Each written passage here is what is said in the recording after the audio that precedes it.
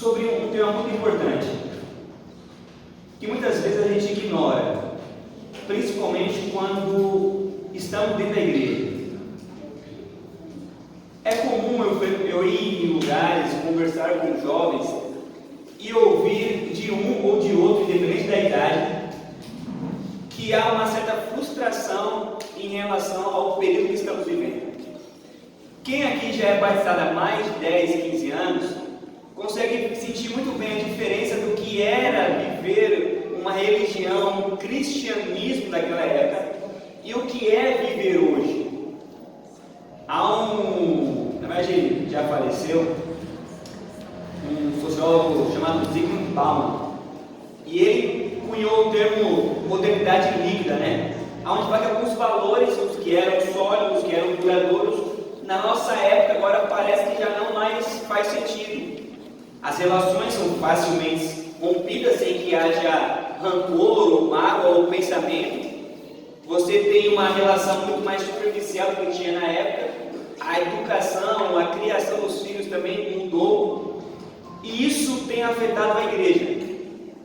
Então é muito comum você, dentro da igreja, ver pessoas que leem, oram, ouvem a palavra, mas ainda assim vivem uma vida frustrada. É como se tivesse vontade de curtir lá fora e depois vir para a igreja. É como se olhássemos o cenário externo e contemplássemos uma felicidade da qual nós muitas vezes não temos. Eu estava agora no Rio de Janeiro com a minha família e o pessoal da União. E foi interessante porque em um momento nós estávamos em uma área de lazer e estavam todos os irmãos da igreja ali quietinho, bonitinhos, se comportando. Aí de repente chegou a galera. Aí chegou a galera, já estava a música rolando e todo mundo começou a se agitar. Não era pessoal da igreja, pelo menos se fosse, não, era adventista. E aí ficou um contraste muito grande. Qual era o contraste? Alegria. Parece que nós estamos criando uma cultura de fiéis que não são alegres. Nós estamos tendo uma juventude no qual parece que não pode viver uma alegria. É muito mais pautada do que não pode isso, não pode aquilo, porque você pode isso, você pode aquilo. Como é que você vai falar para um jovem se manter numa igreja, sendo que ele não tem ocasiões para ser alegre? Irmãos, eu amo música. Eu costumo dizer que eu amo pessoas alegres. Eu amo. Meu maior prazer é... Eu sou de São Paulo, quem conhece São Paulo, sou do Capão Redondo, então uma zona periférica de São Paulo. Eu vim do povão, eu amo, desculpa até o termo, estar no meio dos pobres. E quando digo pobre, não estou dizendo pobre só na questão financeira. Pobre é todo aquele que sente uma necessidade. E a necessidade muitas vezes pode ser de companhia, de amigos. É muito gostoso quando você fala de alguém que valoriza a tua presença, independente de se você tem algo ou não a oferecer. Sabe aquela pessoa que alegra e festeja contigo pelo que você é, não pelo que você tem. Meu maior prazer é isso. Quando a gente vai na casa de irmãos que nos convida para, depois do culto, comer alguma coisa, tem sempre aquela preocupação, Pastor, você come o quê? Eu falo, irmão, o que você põe na mesa eu como. Eu não tenho preocupação nenhuma. Se você falar assim, aqui vai ter arroz e feijão e ovo, vai ser arroz e ovo que eu vou comer. Não tem nada, vamos tomar água. A gente vai tomar água, porque para mim o mais importante é a presença da pessoa e não o que ela pode oferecer. Eu passei um tempo sem comer carne, eu e a minha família. Na verdade, só era eu e minha esposa na época, Não tinha minhas filhas, sem comer carne. Mas sempre nós visitávamos alguns irmãos carentes e o que tinha para comer comigo. Porque a opção de não comer carne não foi por questões de saúde. Não foi porque eu tinha dificuldade de absorver algum nutriente, alguma coisa assim. Não foi por uma opção minha. Eu queria.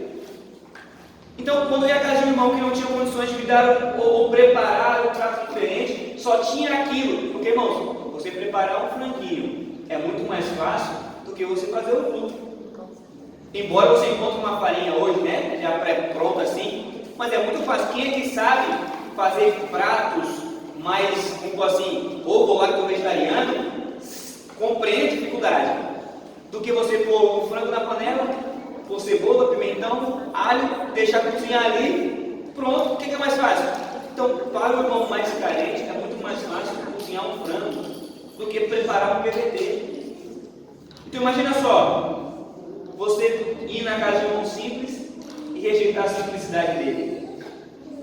Então, muitas vezes nós vivemos uma bolha religiosa, da qual a minha concepção do que é ser espiritual está atrelado ao que eu espero que o outro também seja.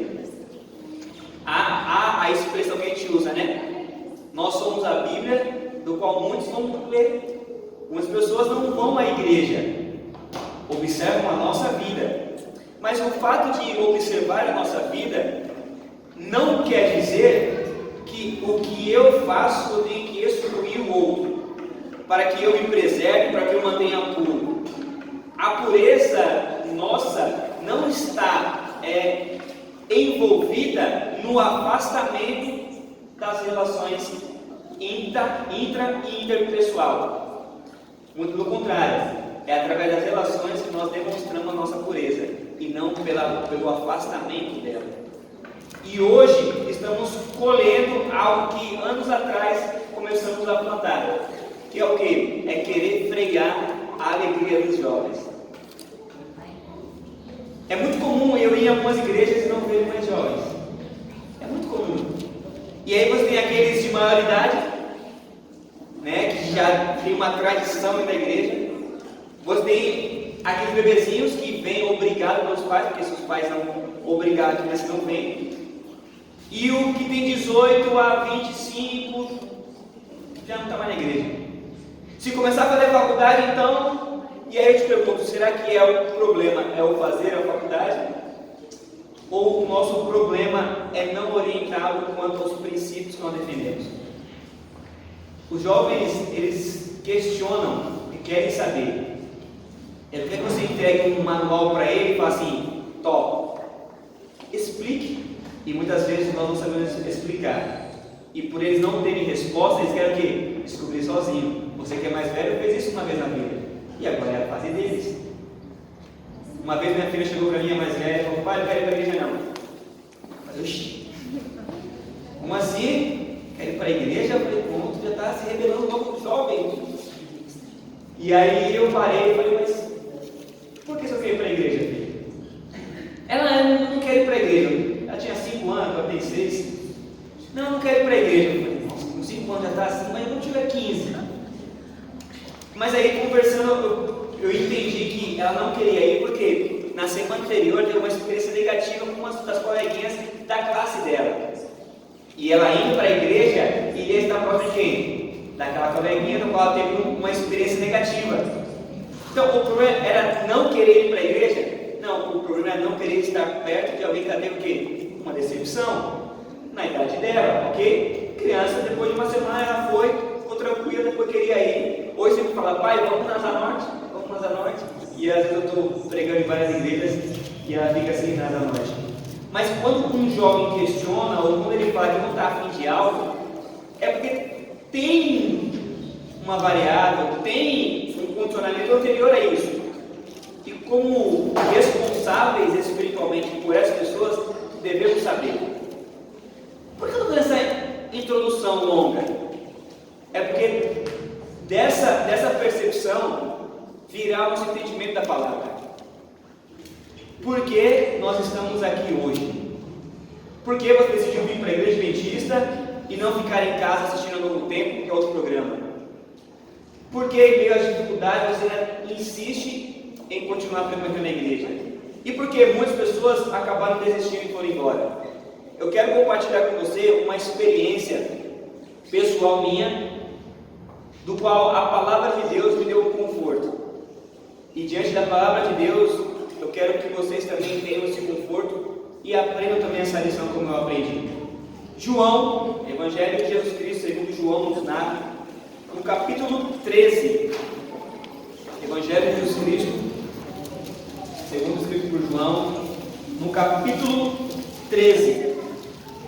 É interessante que no capítulo 13, Somente João vai falar sobre a experiência dos discípulos ao vivenciarem Jesus falando aos seus pés.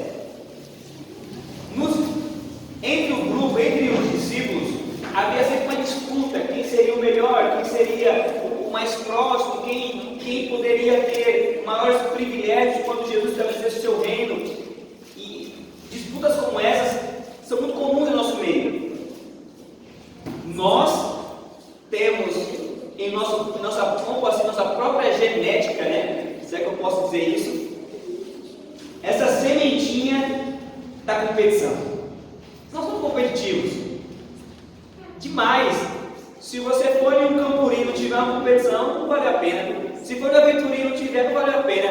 Naquela época tinha JA, não sei se vocês fazem aqui, mas está parando com isso. Se você fosse no JA e não tivesse aquela competição bom de Bíblia, não valia a pena. Nós gostamos de competição. E não tem nada de errado em competir. O problema é eu querer passar a perna no outro para que eu tenha destaque. Mas o competir nos ajuda a desenvolvermos nossos talentos, nossas habilidades.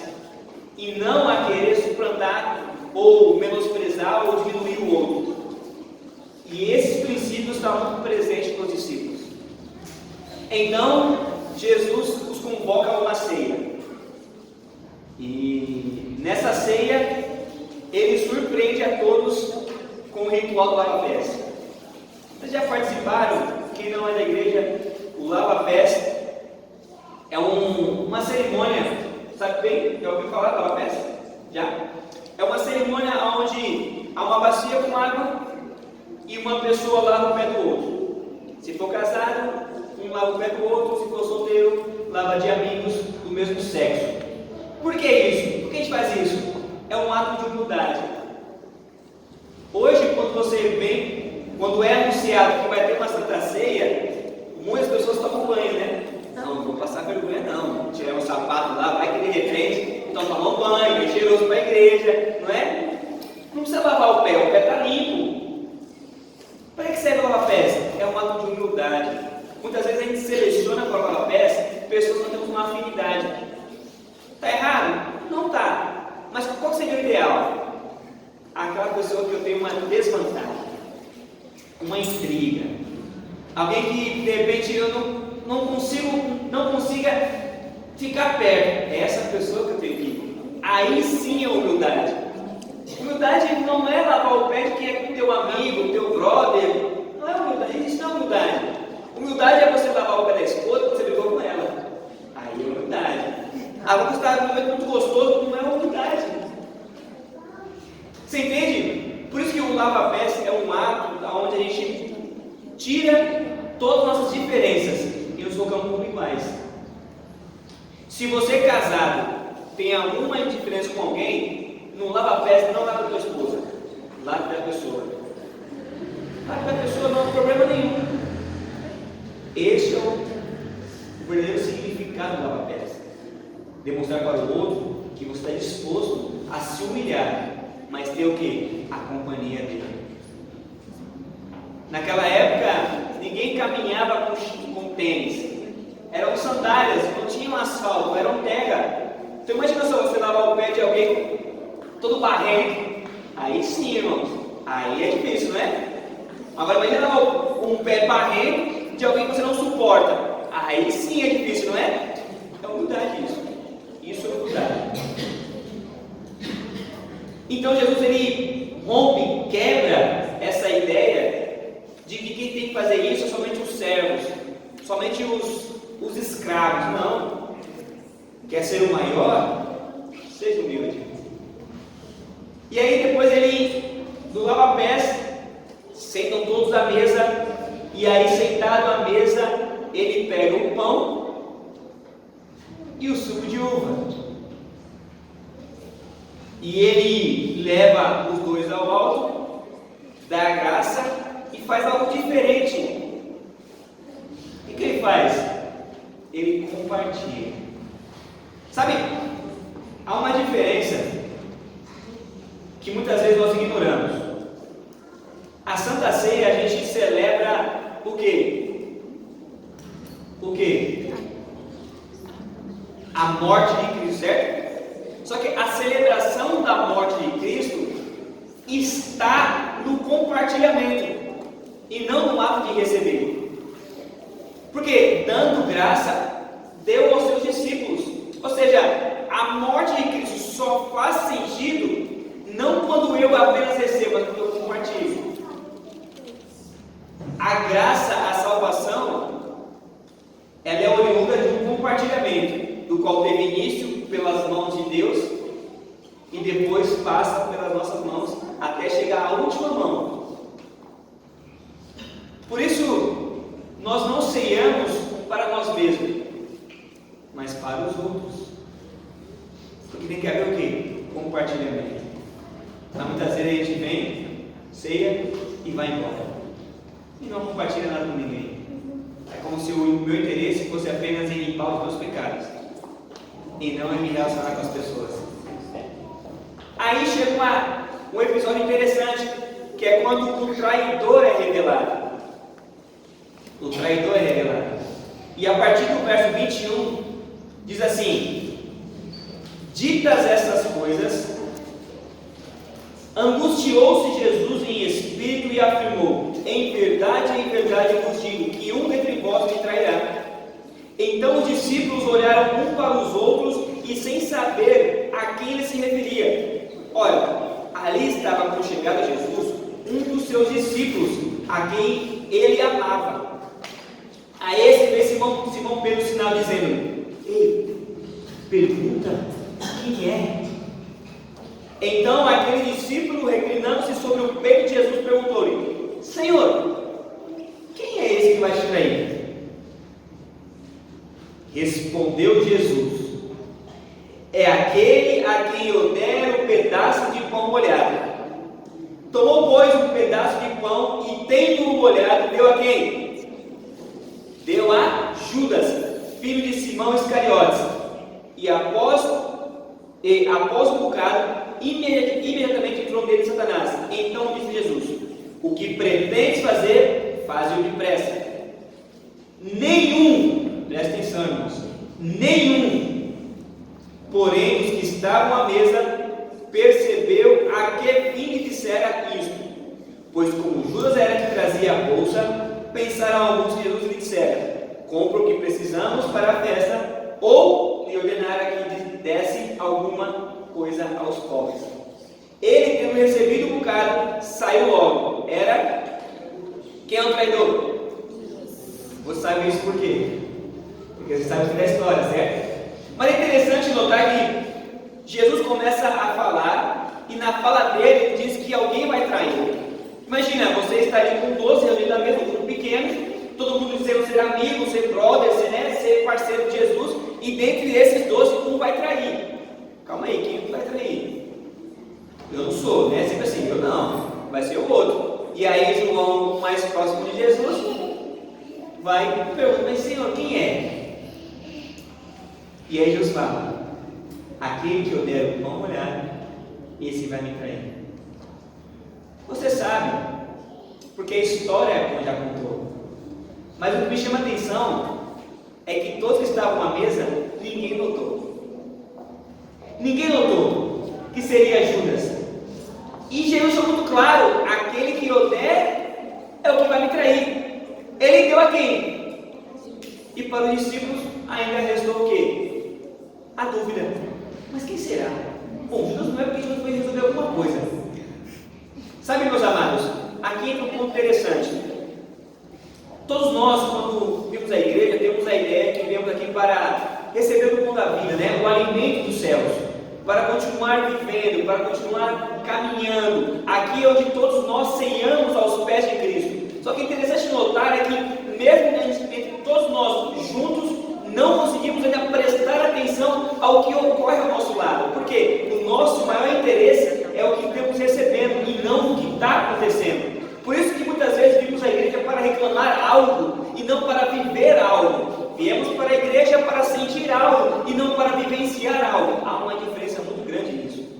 Sabe, a gente vem para a igreja porque precisa fazer alguma coisa. Eu vou ser um ancião, vou ser um diácono. E aí não paramos para prestar atenção. Eu quero fazer aqui com vocês uma dinâmica, rapidinho, ok? todos olhando para frente. Eu vou ver se você escolhe alguém, e esse alguém vai me dizer, vai me responder algumas coisinhas. Você sabe me dizer quais as pessoas estão atrás do seu banco? Você olha para trás. Sabe dizer? Quem sabe levanta a mão. Você olha para trás. Quem sabe levanta a mão. Você olha lá, você olha para trás. Levanta a mão com a mão levantada. Uma vez já uma foi assim, começou a baixar a mão já, ficou na dúvida. Sabe? Tu sabe mesmo? Você que está de todos que estão ali atrás? Só de um. Quem é esse um? É teu filho, tua filha? Não? Veio contigo? Não? Quem é que está atrás de você? A Kelly. Não vale, não vale. Mas, por que eu fiz essa pergunta? Porque nós temos o costume de vir e estar no mesmo lugar, às vezes, na mesma posição, e não nos importamos quem está presente, quem veio também à mesa, quem está sentado também. A gente vai embora e sabemos quem pregou e quem cantou, mas não sabemos quem estava presente. É como se a nossa preocupação fosse com aquilo que eu estou recebendo, não com aquilo que o Senhor está compartilhando. Porque às vezes, meus amados, o que Ele está dando, está indicando que alguém que está no nosso meio está prestes a nos abandonar. Está prestes a nos abandonar. Alguém que está aqui agora, pode ser que no mês que vem esteja prestes a receber uma visita de alguém. Mas estava aqui um mês atrás e agora está fora da igreja. Como assim? Deus deu vários indicativos, nos mostrando que alguém estava prestes a sair, mas nosso interesse egoísta nos cegou e nos impediu de perceber isso. Por isso, meus amados, se eu fizer a pergunta aqui, quem é que vai nos trair daqui a um mês? Ninguém vai levantaria a mão. Mas sempre há em nosso meio pessoas que vão nos trair. Sempre há em nosso meio pessoas que estão ou que vão trair Jesus. Só que o problema não é saber quem traiu ou quem vai trair ou quem está traindo. O problema é saber quantos estão à mesa e ainda assim ignoram isso. Esse é o grande problema. Sabe, uma coisa é você receber do Senhor um pão, outra coisa é você consumir o pão. A Bíblia fala, nós lemos que Judas pegou um bocado de pão e logo saiu. Ele não comeu, ele não participou. Muitas vezes nós também vimos a igreja, recebemos o pão, mas saímos apressadamente, sem consumir o pão. É como se o pão disponível em nossas mãos, nós não tivéssemos força ou prazer para levá-lo à boca. E é interessante que a Bíblia usa algumas expressões, e eu gosto muito dessas palavrinhas que usa, né? Porque isso aqui está. Eu sou muito questionador, eu gosto dessas coisas. E ela fala assim: que Judas imediatamente saiu e era o quê? Por quê? E era noite. Importa isso? Importa se era noite, se era dia? Não importa. Mas para mim importa isso. São detalhes que nos fazem perceber alguns ensinamentos que estão meio que intrínseco ao que está sendo passado. A Bíblia vai falar que as obras que são do Senhor são feitas do quê? Durante o dia, certo? E daqueles que pertencem ao inimigo são feitos durante o quê? Por que isso? Porque durante o dia você é visto facilmente. À noite não, você pode fazer muitas coisas e não ser o quê? Percebido. Por isso que é muito comum em nosso meio, quando a gente sai com os jovens não querem ficar com os senhores. Porque é como se eles fossem observados, tudo que ele fosse fazer fosse julgado, condenado. Então é muito comum, quando sai a igreja em grupo para algum lugar, os jovens ficam em um canto e os senhores e senhoras ficam em outro. Porque na mentalidade de alguns jovens, estar presente com alguns líderes é sinal de quê? De julgamento. É como se eu não pudesse ser quem eu sou no meio do coletivo. Então para isso eu preciso o quê? Me ocultar. E muitas dessas práticas são feitas o quê? Durante a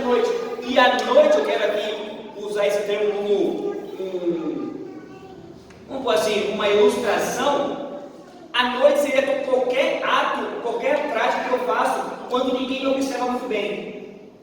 Então, ali eu sou quem verdadeiramente eu sou.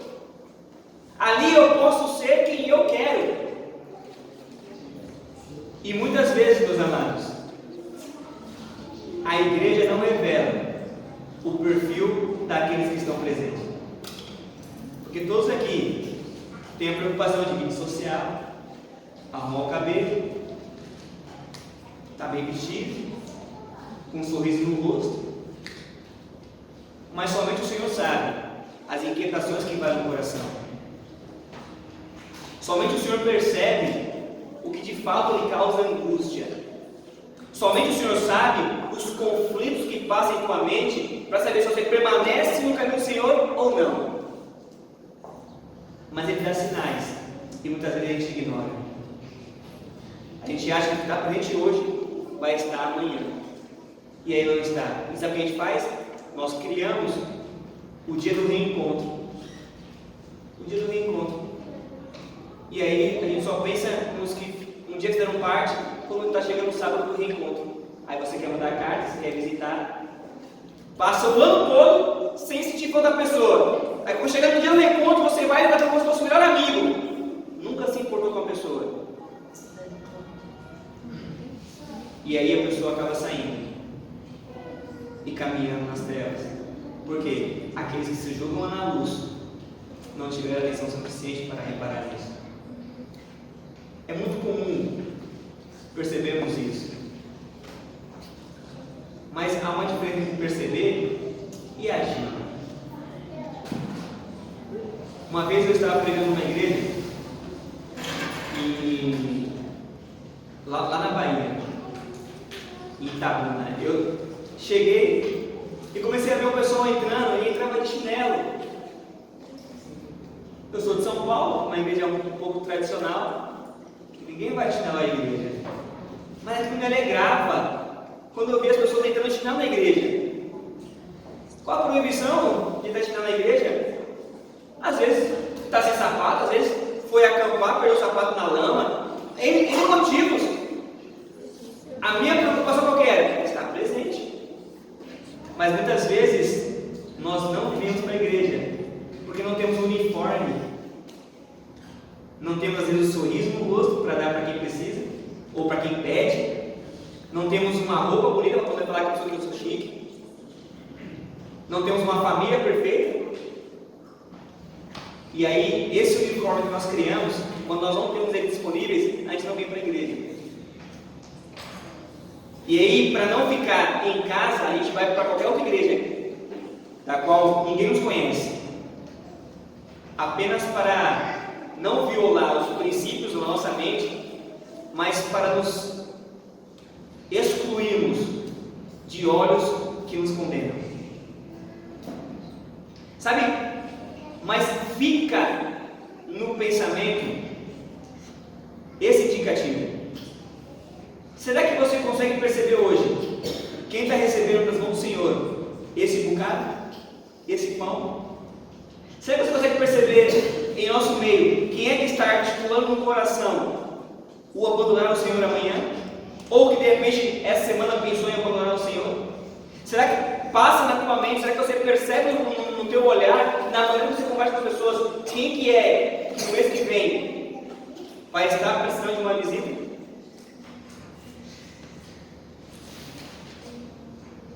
Judas então saiu apressadamente e foi ao que tinha que resolver. E lá ficaram os discípulos conversando, questionando com Jesus. Judas foi trair Jesus. Ok? Por quantas moedas? 30 moedas. Vendeu informação para Jesus, sobre Jesus.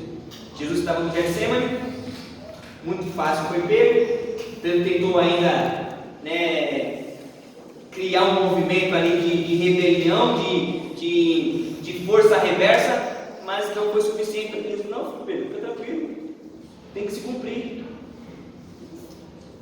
E aí então Jesus foi levado para o julgamento. Sabe, eu tenho um pensamento comigo que é o seguinte: Satanás não está preocupado em te fazer pecar. Não, o maior interesse dele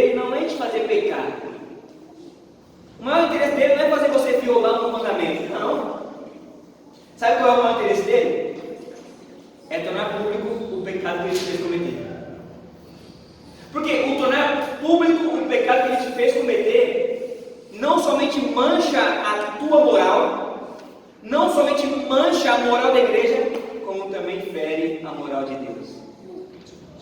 Por isso que enquanto você, jovem, enquanto você, até mesmo adulto, casado, praticam coisas que aos olhos de Deus não deveriam ser praticadas, Satanás não está feliz. Ele está apenas articulando um momento de tornar isso público, para que a vergonha recaia sobre a igreja e sobre a família. Sabe, mas o acontecer isso, para mim, ainda não é o pior. Não é o pior. O pior é a reação dos que estão na luz, quando percebem alguém caminhando em trevas. Essa semana eu sabendo de um filho de um pastor, que em uma tese de mestrado dele, dissertou sobre o papel do homossexualismo na igreja adventista. E ele é um.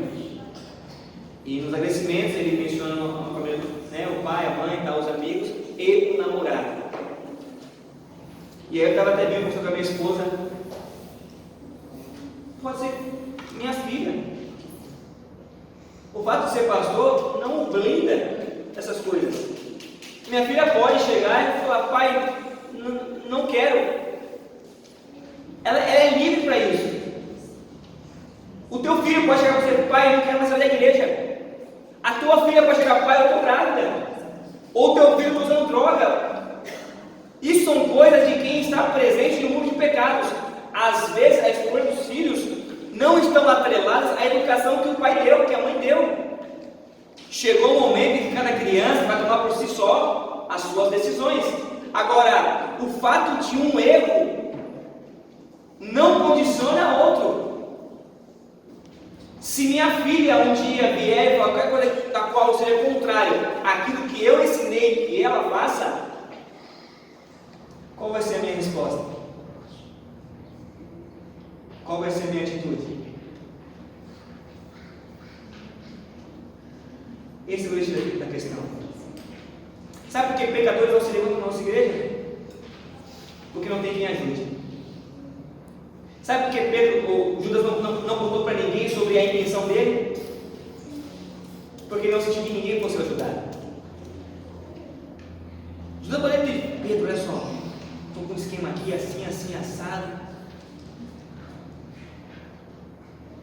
Mas o olhar para os outros e não perceber ninguém que o ame é um dos indicativos que me leva para as trevas, mais e mais, quando eu percebo que eu fiz algo que violou os princípios dos céus. Por isso que diante de um pensamento, diante de uma mentalidade, diante de um reconhecimento de fraqueza, ao invés de buscarmos a luz, preferimos as trevas. Porque é até um ato inconsciente. Em todo momento de dor, de sofrimento, de angústia, a psicologia vai dizer que nós preferimos voltar àquela situação que nos dá a maior segurança, que é a situação da qual nós estamos envolvidos no pai de nossa mãe. Por isso você procura um lugar escuro, você procura se encolher todo, você procura se esconder de todo mundo, porque é meio que uma questão psicológica inconsciente. Você tentar buscar a segurança e a proteção que você um dia tivera enquanto estava no ventre de tua mãe. Judas então traiu, e na traição ele veio ser preso, condenado.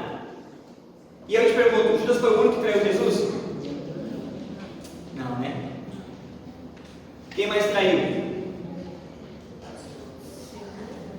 Quem mais traiu? Hã? Somente Judas e Pedro? E aí? Sabe, a gente sempre vai dar ênfase ao que foi dito, não ao comportamento sendo mostrado. Foi dito que Judas traiu a confiança, não é? E Pedro negou, certo? E os outros 10, o que ele fez? Falam isso, né? Seguiram a distância. Fala assim? Mas não fala que traiu, fala que traiu. Fala que negou. Por não falar, a gente acha que não fez nada disso. Mas não eram amigos? Não eram amigos? E no momento de maior necessidade, o que fizeram? Traiu a confiança? Negou a amizade? Então quantos erraram? Todos erraram. Muitas vezes nossa atenção está no que está sendo dito, não no que está sendo mostrado. A gente ouve muito bem, mas não enxerga nada bem. Comportamento diz muito, mas não repara nisso. Então, Pedro, negando Jesus ali, negando a fé, a amizade, conseguiu contemplar à distância o olhar misericordioso de quem? De Jesus. E ali foi um gancho que prendeu Pedro ainda na presença. Porém, Judas não teve o mesmo privilégio. Diante do pensamento que invadiu a mente dele, diante da sensação de ter traído o sangue inocente, o que ele fez? O que ele fez? Olha que interessante. A Bíblia vai falar que quando Judas percebeu que havia traído o sangue inocente, o que ele foi fazer? Foi devolver o dinheiro, certo? Ou seja, eu me arrependi. Eu me arrependi. E aí a gente está usando a expressão, arrependimento é diferente de remorso. A gente sempre fala isso, né? Por quê? Remorso é o quê? Remorso é quando você tem medo da consequência, mas não está arrependido do ato. Arrependimento, você está arrependido do ato, mas não tem medo da consequência. Só que é interessante isso porque ninguém sabe que está no íntimo. Só quem sabe a diferença entre remorso e arrependimento é você e Deus. Eu posso julgar diante de um ato, mas mesmo sendo um julgamento, pode não ser verdadeiro.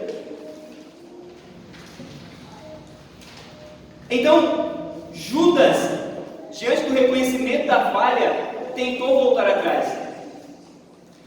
E nesse tentar voltar atrás, ele não encontrou ninguém disposto a ajudar. Nesse tentar voltar atrás, ele não encontrou ninguém disposto a ajudar. Muitas pessoas que estão abandonando o caminho do Senhor reconhecem essa falha, estão dispostos a voltar, mas não encontram ninguém com vontade de abraçá-lo novamente. Muito pelo contrário, sabe o que querem fazer? A culpa é tua. Tu me traiu? Agora está arrependido? Não. É como se não quiséssemos mais abraçar a pessoa pelo ato que ela cometeu, pelo pecado que ela fez, como se nós não fôssemos santos, como se aqueles líderes espirituais não tivessem em erro maior do que o que Judas estava cometendo. E aí vestimos a roupa, vestimos o uniforme de crente e excluímos o pecador do nosso meio. Ele passou agora a ser um leproso. Ele passou a ser agora um indigente. Deixou de ser humano e passou a ser um lixo. Sabe, é muito comum você procurar conselhos ou até se abrir a pessoas que não partilham da mesma fé. Uma vez eu passei por dificuldades e eu não encontrei ninguém na igreja que pudesse compartilhar. Encontrei alguém, um amigo meu de infância de fora, que eu pudesse contar para ele a minha fraqueza, sem que viesse de lá uma condenação. Veio de lá uma resposta: fica tranquilo, todo mundo falha, vamos dar a volta por cima e segue o bonde. Quando é dentro, parece que até vem essa resposta, né? Mas como consequência se espalha na igreja. E aí aquele que falhou jamais se sente familiar dentro da própria casa do Pai.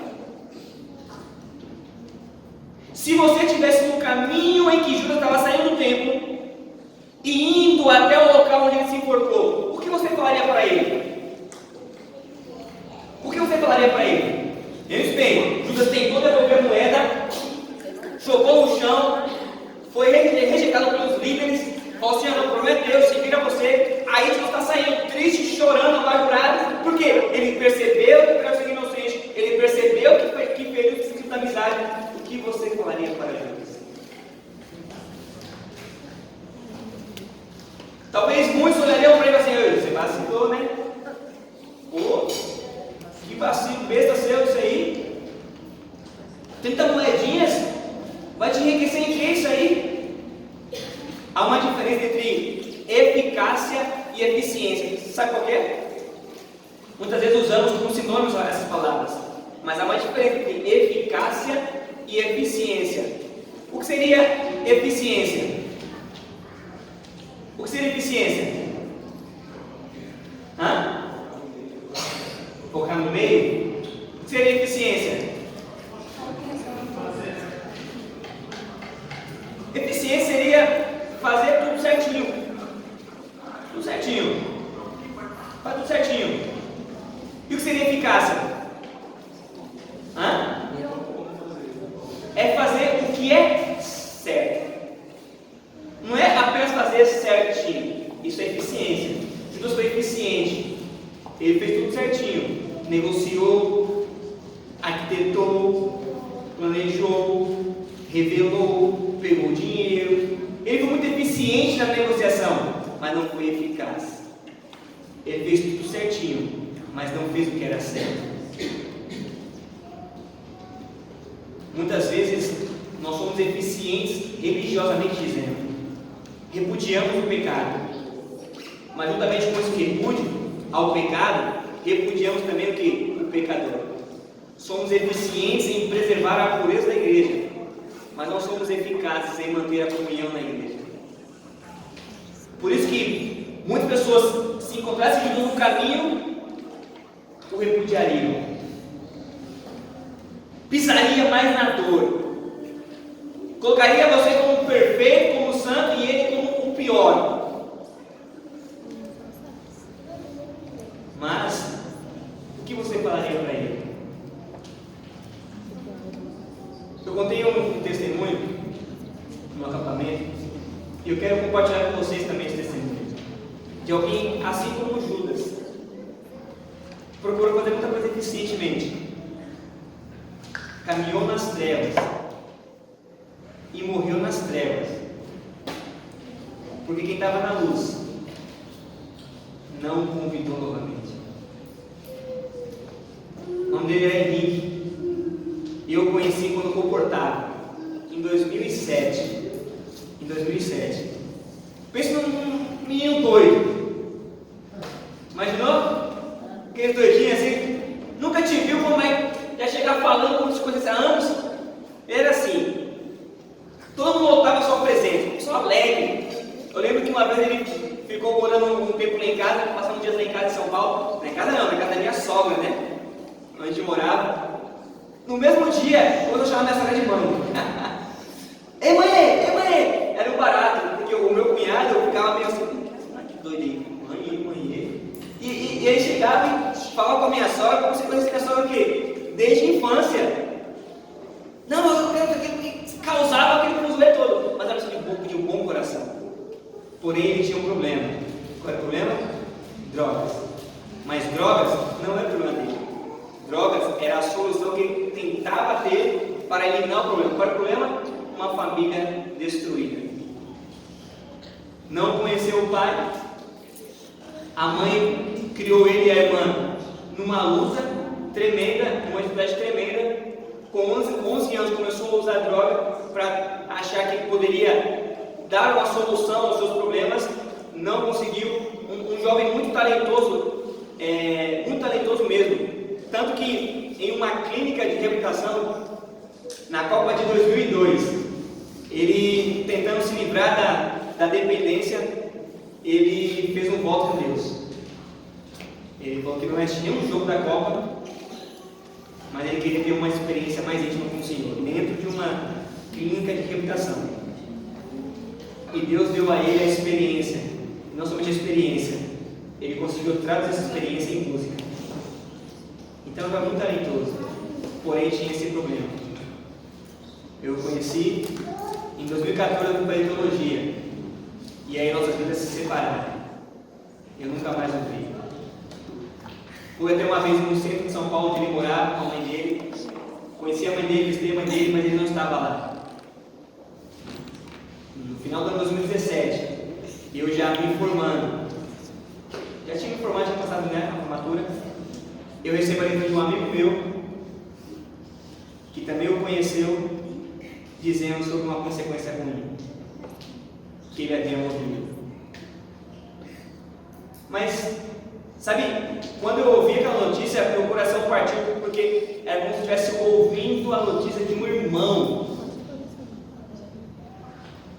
Mas como assim ele morreu? E aí ele me contou que nessas indas e vindas da igreja, saindo da igreja, ele se envolveu com uma traficante, isso lá no Paraná. E nesse envolvimento com a traficante, ele se envolveu mais e mais no crime, até que em um momento, em um retiro da igreja, ele conheceu uma jovem. E essa jovem que conheceu da igreja o fez desejar voltar para a igreja. Só que agora está envolvido com a traficante. Como é que ele ia abandonar aquilo e voltar para a igreja?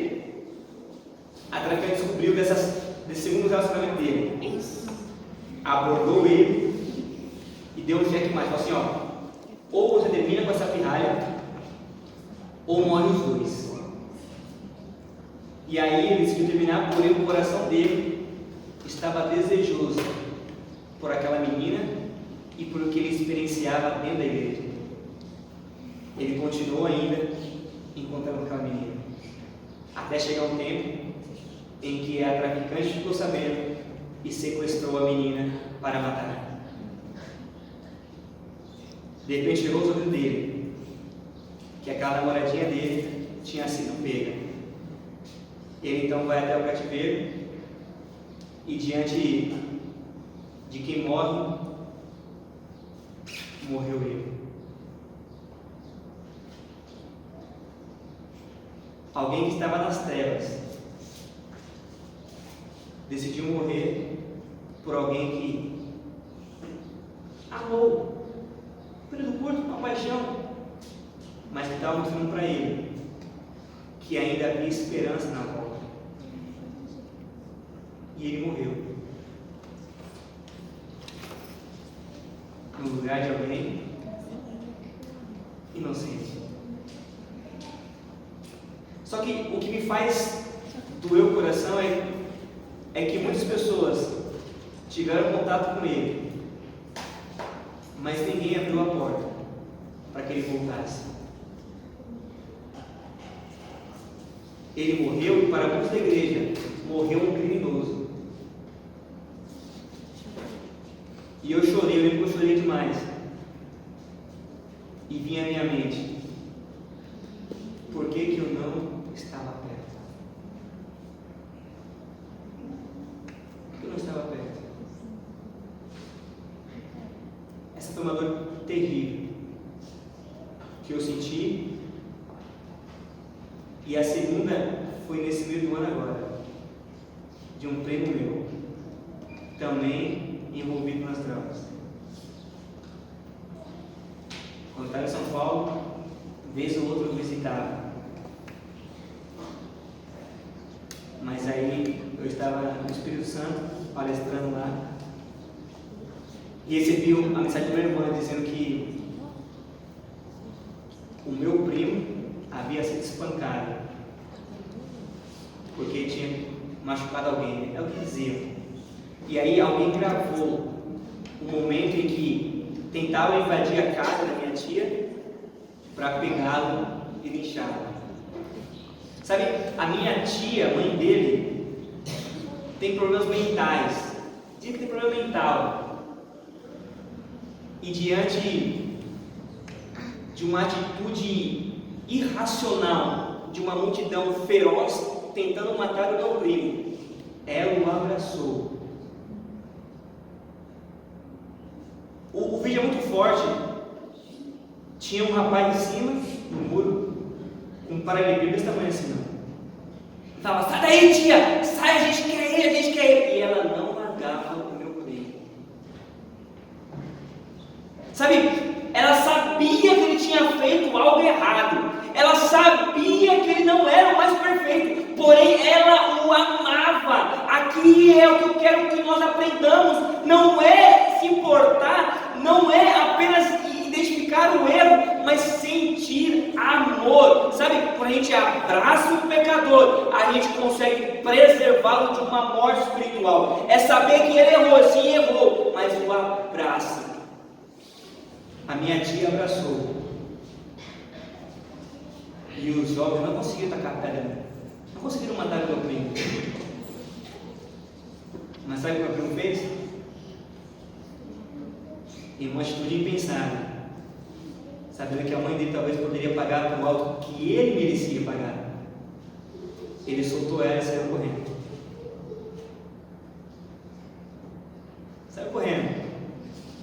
Saiu correndo com um ato de desespero, brigando pela própria vida. Quando eu vi aquele vídeo, vinha à minha mente: meu primo, minha idade, crescemos juntos na casa da minha avó, estava correndo agora, sozinho, com um bando de pessoas querendo matá-lo atrás, e não tinham para abraçar, não tinham para dizer basta. Pegaram meu primo e bateram nele até a morte. Meu primo morreu dentro do Banco do Bradesco, em São Paulo.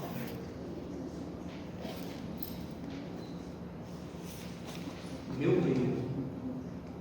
E eu fiz um vídeo para minha família falando sobre isso. Sabe por quê?